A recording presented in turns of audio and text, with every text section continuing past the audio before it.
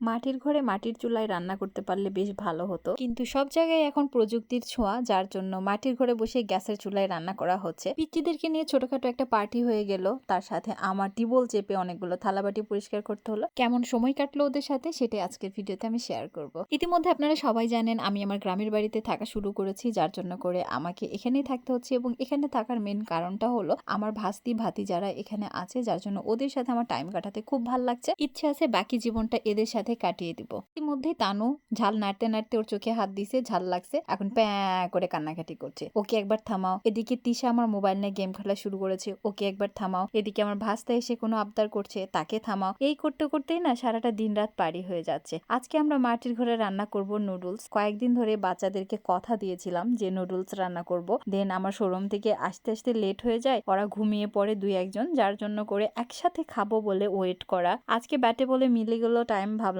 আজকে আমরা একটা নুডলস পার্টি করি। আর এদিকে রিদা ঢং করতেছিল মিরর দেখে, মানে যেখানে যাক ওকে একটু ঢং ঢং করতেই হবে। যাই হোক, এভাবেই ভালো থাক সবাই আমার কাছের মানুষগুলো। নুডলস রান্না করার প্রিপারেশন নিলাম, যেহেতু এই বাসায় আমাদের বাজার টাজার কিছু করতে হয় না, বড় বাবার বাসায় আমরা খাই, তাই রান্না করার আনুষঙ্গিক জিনিসগুলো আমাদের কাছে ছিল না। পেঁয়াজ আর মরিচ নিয়ে আসলাম তানুদের বাসা থেকে, ডিম নিয়ে এসে দিল অনেক, আর নুডলস আনছিল অনেক। এর মাঝে আমরা গল্প করতে করতে অনেক চলে আসলো, দেন আমরা রান্না করার প্রিপারেশন নিলাম। আর পিচ্চিদের সাথে থাকতে থাকতে না আমি পুরাই একটা পিচ্চি হয়ে যাই, ওদের সাথে আমার খুবই ভালো লাগে।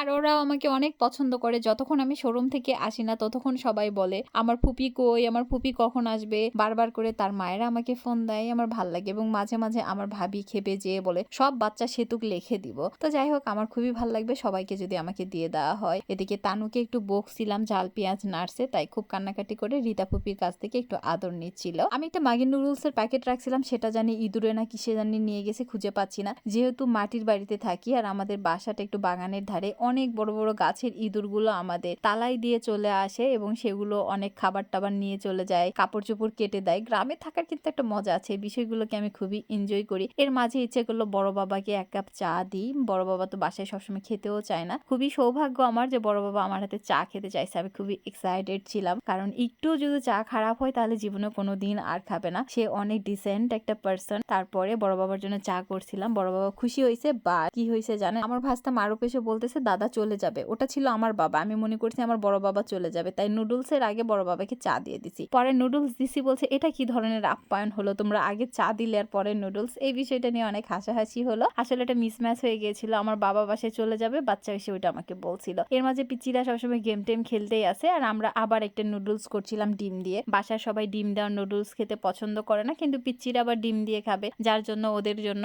আবার এক্সট্রা করে রান্না করলাম। আজকে নুডলসটা কিন্তু অনেক ইয়ামি হয়েছিল, বুঝতেই পারিনি এত টেস্ট হবে। হুট করে একটা বাসায় এসে রান্না করা, হাতের কাছে তেমন কোনো কিছু ছিল না, টেস্টি সল্ট বা আরো অনেক কিছু। খুব মজা করে রান্না করতে পারবো না ভাবেও রান্না করা হয়েছে, বাট আলহামদুলিল্লাহ টেস্ট ছিল, আর আমার বাচ্চারা খুবই খুশি হয়েছিল। সর্বোপরি আরো একটা কথা বলি, ইদানিং আমার দুই ভাস্তিকে নিয়ে পিকচার দেওয়ার কারণে বা ভিডিও ছাড়ার কারণে অনেকেই বলছে আপু আপনার বাচ্চা ছিল, আমরা তো জানি না, আপু এই দুটা কে হয়। সবার কথার উত্তরটা এখন দিয়ে দেওয়ার পালা। সবাই আমার ভাস্তি ভাতিজা বা ভাগ্নি ভাগনা। আমার সাথে যত বাচ্চাই দেখবেন সেগুলো আমার বোনের বা ভাইয়ের ছেলে মেয়ে, সো তারা কিন্তু আমার বাচ্চার মতোই হয়। আর একটা বাচ্চাকে 2 দিন কোলে নিয়ে ছবি উঠালেই নিজের বাচ্চা হয়ে যায় এমনটি না। হুট করে তো একটা বাচ্চা একদিনে 2-3 মাসের হয়ে যাবে না, একটা কোশ্চেন করার সময় একটু সেন্স রাখতে হয়। যাই হোক, নুডলস খুবই মজা হয়েছে, ওরা সবাই এনজয় করে খাচ্ছিল। আরো একটা ব্যাপার আমি বলবো, এই যে নুডলসটা করলাম এটাতে কিন্তু খুব বেশি কস্ট চলে যায়নি আমাদের, সামান্য কিছু টাকা। আমরা অনেক সময় রেস্টুরেন্টে বসে অনেক অনেক দামি দামি খাবার খাই, বন্ধুদেরকে খাওয়াই, বিনিময়ে দেখবেন কিছুদিন পরে তারাই শত্রু হয়ে যায় কিংবা দুর্নাম করে।